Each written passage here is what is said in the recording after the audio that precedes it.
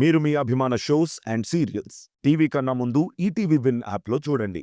Download and subscribe to ETV win app. 99 రూపాయలు మాత్రమే.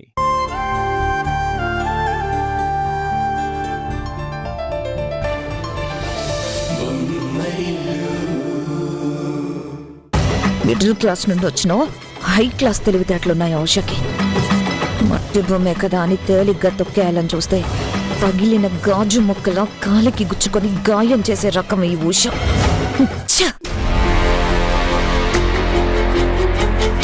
మేఘనా,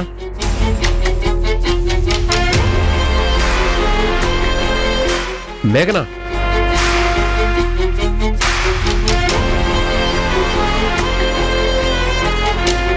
మేఘనా, ఏంటి మేఘనా పిలిచినా పలకనంతగా ఏం ఆలోచిస్తున్నావు? ఈ ఇంట్లో జరిగినవి జరుగుతున్నవి చూస్తూ ఉంటే నాకేం అర్థం కావడం లేదు. ఈ ఇంటి రాజకీయాలు చదరంగపు ఎత్తులు చూసి నేను విసిగిపోతున్నాను. కళ్ళ ముందే అందరూ బాగుపడుతుంటే చూసి చేతులు ముడుచుకొని కూర్చుంటున్నాను. మనం మాత్రం రోజు రోజుకి దిగజారిపోతున్నాం. ఇంట్లోనూ వీధిలోనూ విలువ లేకుండా పోతుంది.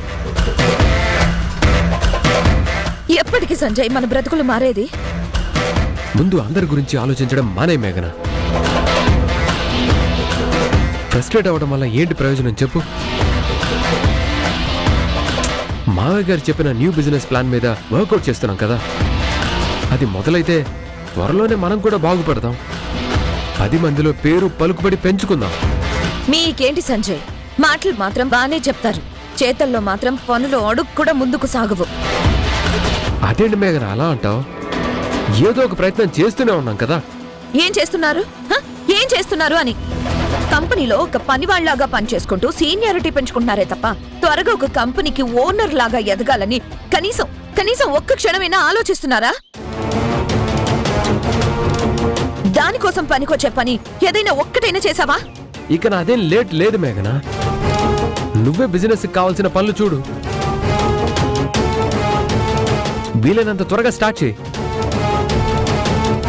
నెమ్మదిగా అమ్మని తప్పించుకుని నేను ఇన్వాల్వ్ అవుతాను.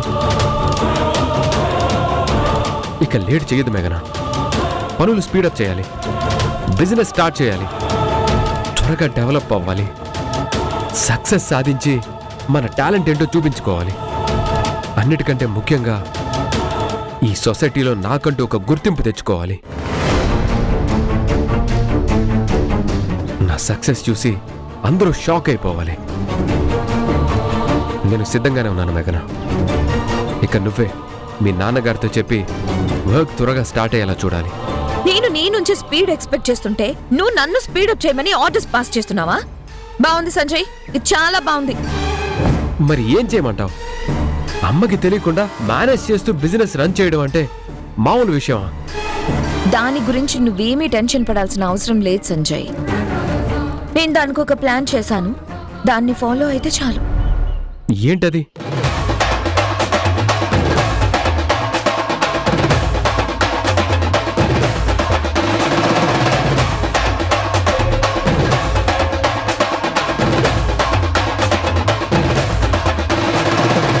ఇది అసలు విషయం. ఇలా చేస్తే మనకి ఇక తిరుగుండదు. నీ బుర్రలో ఇన్ని తెలివితేటలున్నాయని నాకు ఇప్పటిదాకా తెలియదు మేఘనా. ఎక్సలెంట్ గా ఆలోచించావు, చాలా మంచిగా ప్లాన్ చేసావు. అదే కానీ జరిగితే మనకు అడ్డేమీ లేకుండా చాలా ఈజీగా పనులు పూర్తయిపోతాయి. బిజినెస్ కూడా స్పీడ్ అందుకుంటుంది. కానీ చాలా జాగ్రత్తగా ప్లాన్ చేయాలి. సంజయ్, చదరంగం ఆటలో అవతలి వాళ్ళు ఊహించిన ఎత్తు మనం వేసినప్పుడే ఆట ముందుకు సాగుతుంది. మన ఫ్యూచర్ కోసం మనం అసలు ఎవ్వరూ ఊహించని ఎత్తులు వేయాలి. అప్పుడే మనం అనుకున్నది సాధించగలం.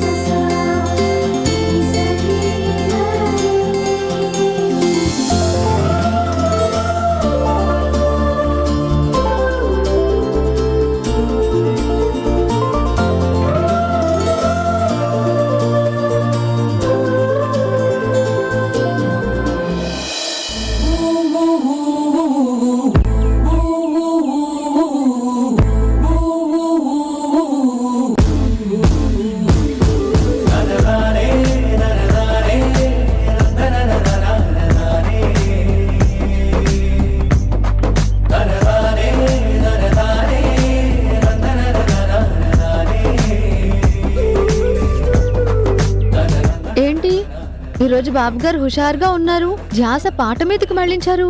ఏంటి సంగతి? ఏ అది నా బుక్కు. నేనేదో ఆఫీస్ ఫైల్ కోసమని ర్యాక్ మొత్తం వెతుకుతుంటే నన్ను నీ కవితల పుస్తకం పిలిచింది. రోజు నా పక్కనే ఉంటావు కానీ నన్నెందుకు చూడవని ప్రశ్నించింది. నేనేం పాపం చేశాను అని బెదిరించి మరీ తెరిపించింది. అందుకే అలా నువ్వు రాసుకున్న కవితల పుస్తకంపై నా కన్ను పడింది. దాన్ని తెరిచి చూస్తే నాలో ఉన్న సంగీతం అలా బయటకొచ్చింది. ఆహా, ఇంకొంచెం గట్టిగా పాడితే మీ రాగం అత్తయ్య గారి చెవిన పడుతుంది. దెబ్బకి ఆవిడ పరిగెత్తుకుని ఇక్కడికి వస్తుంది. మీరు చేయాల్సిన పనులు మీకు బాగా గుర్తు చేస్తుంది. అలా అంటావేంటి? ఏదో నీ కవిత్వానికి నా తాళం జోడించి రాగం అందుకోవాలనుకున్నాను. అది కూడా తప్పేనా? ఆహా, ఇలా ఎప్పటి నుంచి అనిపిస్తుందో. అయినా మీరు రాగం తీసేంత గొప్పగా రాసానా? కొత్తగా చెప్పాలా? అద్భుతంగా రాసావు. ఈ కవిత్వాన్ని అల్లికలా అల్లుకుంటూ ఒక మంచి రాగం కట్టాలనిపిస్తుంది. ఆ రాగానికి సంగీతం జోడించి మంచి పాటగా మలచాలనిపిస్తోంది. ఆ పాటని మనసారా ఆస్వాదిస్తూ పాడాలనిపిస్తుంది. మీరు ట్యూన్ కట్టాలనుకోవడంలో తప్పులేదు, పాట పాడాలనుకోవడంలో తప్పులేదు. కానీ ఇదంతా అత్తయ్య గారికి తెలిస్తే అప్పుడు అసలు తప్పేంటో తెలుస్తుంది. రాబోయే ముప్పేంటో కూడా బాగా తెలిసొస్తుంది. అమ్మ పేరు చెప్పి నాతో ఆడుకుంటున్నావు కదా? అత్తయ్య గారు మీపై చాలా నమ్మకం పెట్టుకున్నారు. మీరు మళ్ళీ సంగీతం వైపు వెళ్లరని, రాగాల జోలికి పోరని చాలా నమ్ముతున్నారు. ఆ నమ్మకం వమ్ము చేయకూడదు కదండి. అలా అని నువ్వు కూడా నన్ను సంగీతం జోలికి వెళ్ళొద్దని సలహాలిస్తున్నావా? మీకు సంగీతం అంటే ఎంత ఇష్టమో నాకు తెలుసు. పాట కోసం ఎంత ప్రాణం పెడతారో నాకు తెలుసు. మిమ్మల్ని ప్రోత్సహించాలనే ఉంది. కానీ అవతల అత్తయ్య గారికి వ్యతిరేకంగా నడుచుకోవడం తప్పేమో అనిపిస్తుంది. అంటే నా ధ్యాస ఎప్పుడు అమ్మ చెప్పిన విధంగానే ఉండాలంటావా? ఇప్పుడిప్పుడే బిజినెస్ లో సక్సెస్ ట్రాక్ లో వెళ్తున్న మీరు ఎక్కడ సైడ్ ట్రాక్ తీసుకోకూడదని అత్తయ్య గారి ఆశ. మొదట్లో కాదన్న నేనే ఇప్పుడు అత్తయ్య మాటని సపోర్ట్ చేస్తున్నాను అంటే మీరే అర్థం చేసుకోండి. అత్తయ్య గారి ఆలోచనలో అస్సలు తప్పు లేదని మీరు అతి త్వరగా బిజినెస్ లో ఎదుగుతూ నిరూపించారు. మీరు చెప్పినప్పుడు నేను నమ్మలేదు. ఇప్పుడు మీకంటే ఎక్కువగా నేనే నమ్ముతున్నాను. ఇప్పుడు మీ దృష్టి పూర్తిగా అర్జునుడి కంటికి కనిపించిన ఆ పక్షి కన్నులా మాత్రమే ఉండాలి. అంతే తప్ప చెట్టు మీదనో పక్కనే ఉన్న పండ్ల మీదనో మీ దృష్టి మరలకూడదు.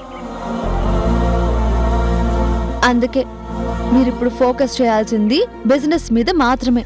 ఇలాంటి టైంలో సంగీతం పాటలు అనుకుంటూ పక్కకి చూసారంటే అత్తయ్య గారు ఫైర్ అయిపోతారు. ఇంకా చెప్పాలంటే వైల్డ్ ఫైర్ గా మారిపోతారు. చూసింది చాలే కానీ ఆ బుక్ అక్కడ పెట్టి ఆఫీస్కి టైం అవుతుంది, రెడీ అవ్వండి.